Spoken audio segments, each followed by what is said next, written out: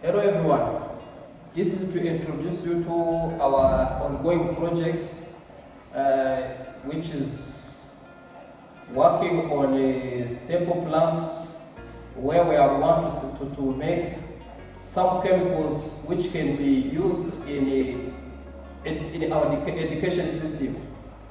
So the objective was to biosynthesize the chemicals which can be used in education. So the way that has been followed is going to be presented by our group members. So let me introduce to you our first group member, Dr. Karegeya, who is going to proceed with give you some information. Okay, thank you very much.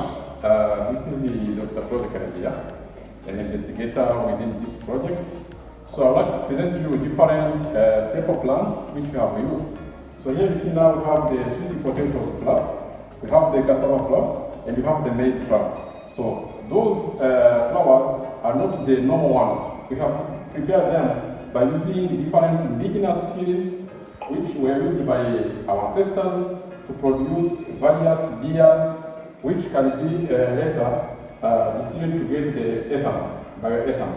So as you see here, if you are seeing very well, this is the sweet potatoes flour. To obtain this flour, there is behind this flour, there is indigenous different skills which were used to obtain the flour like this one. The same for this one. This is the cassava flour. And you will get more information within the literature and within the publications which we have published.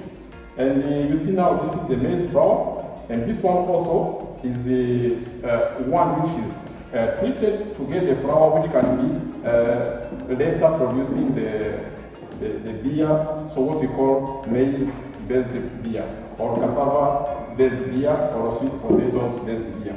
So now let me introduce my colleague, Dr. Jean-Baptiste, who is going to present to you after obtaining these flowers, what happened to reach the step of getting the beer, the respective beers.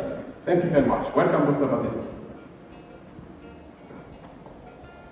Thank you, Dr. Claude, for giving me this opportunity to explain what happened after getting those flowers. Actually, as you said, those are our starting materials to be used while availing cost-effective locally made chemicals to be used in the education system. As you said, those types of starting material, one from potatoes, another one from cassavas and maize, have been subjected to the next step. Actually, in order to get the first product that we are here presenting is bioethanol. Actually, it is alcohol which is made from those materials through fermentation. It means the next step was to ferment those fruit. Actually, what we did, we have made some of the solution in the water. After that, we have added to that solution in water some fermenting substances. We have used the Saccharomyces cerevisiae for actually fermenting, and the fermentation has taken place at room temperature for a period of around 4 days. Then after 4 days, we got fermented product which was looking like this. It was this one from which we have made a really ready to use bioethanol. Then by going to the next step, after fermenting our materials, we have subjected it to this simple distillation. And this simple distillation has been used. Actually, we have used this setup like this one. And as you can see, for this simple distillation, here in this class, we have been putting there this fermented product. Then this fermented the product. After this process of simple distillation, the setup was looking like this.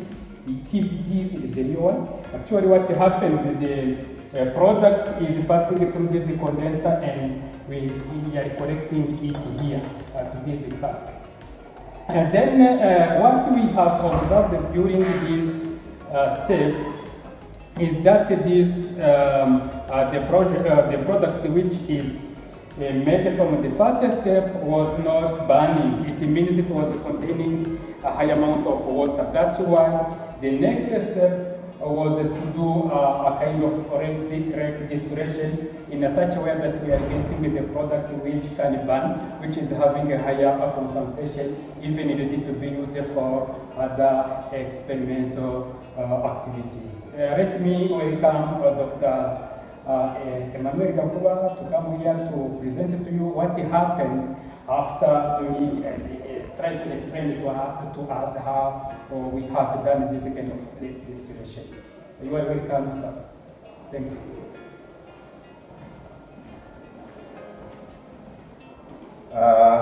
Hello, everyone. Thank you. I am Dr. Gakuba Emmanuel, and I'm one of the members who are implementing this project of production of bioethanol from staple plants. So normally, my colleague have just shown you the process by which, after getting the beer from different flowers of staple plants, how we distill the beer and get the product. Actually, what we get here in this receiver plastic I've just shown, we obtain ethanol, which you can call actually crude ethanol. That means this ethanol is not really, cannot be used as the laboratory reagent because it is very diluted. Therefore, we proceed by a kind of